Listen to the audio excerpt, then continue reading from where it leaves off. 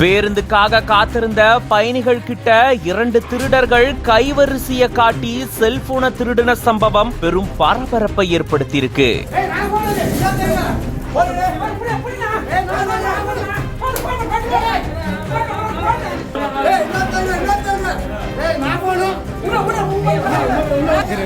ஒருத்தர் கழிவறையில வச்சு பொதுமக்கள் தர்மடி கொடுத்து பிடிச்சிருக்காங்க.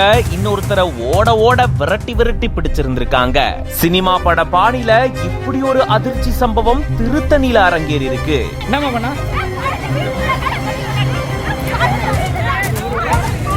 திருவள்ளூர் மாவட்டம் திருத்தணி பேருந்து நிலையத்தில இருந்து வெளியூர்களுக்கு போறதுக்காக நாள்தோறும் எக்கச்சக்கமான மக்கள் வந்துட்டு போறாங்க. ஆந்திரா, கர்நாடகா மாநிலம் உட்பட தமிழகத்தினுடைய பல்வேறு பகுதிகளுக்கு இங்கிருந்து பேருந்து சேவைகள் இருக்கு. இந்த நிலையில தான் பேருந்துக்காக சில பயணிகள் காத்துட்டு இருந்திருக்காங்க. அப்போ அங்க வந்த 2 மர்ம நபர்கள் பயணிகளுடைய செல்போன்களை திருடிட்டு போனதா கூறப்படுது. திருத்தணியை சேர்ந்த ரியானா அப்படின்ற பெண் தன்னுடைய கணவரோட வந்தவாசி போறதுக்காக பேருந்து நிலையத்துல காத்துட்டு இருந்திருக்காங்க. அதே போல ஈரோடு மாவட்டத்தை சேர்ந்த தியாகராஜன் அப்படின்றவரும் பேருந்துக்காக காத்துட்டு இருந்திருக்காரு.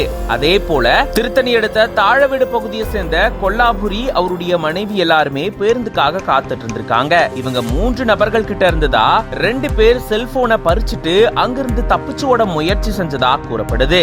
இத பார்த்த பொதுமக்கள் அவங்கள விரட்டி பிடிக்க ஆரம்பிச்சிருக்காங்க. செல்போனை திருடிட்டு கழிவறைக்குள்ள பதுங்கி இருந்த ஒருத்தரை பிடிச்சு தர்மடி கொடுத்திருந்திருக்காங்க. அந்த நபர் ஆந்திர மாநிலம் குண்டூர் மாவட்டத்தை சேர்ந்த 35 வயதான சிவராம் அப்படின்றது தெரிய வந்திருக்கு.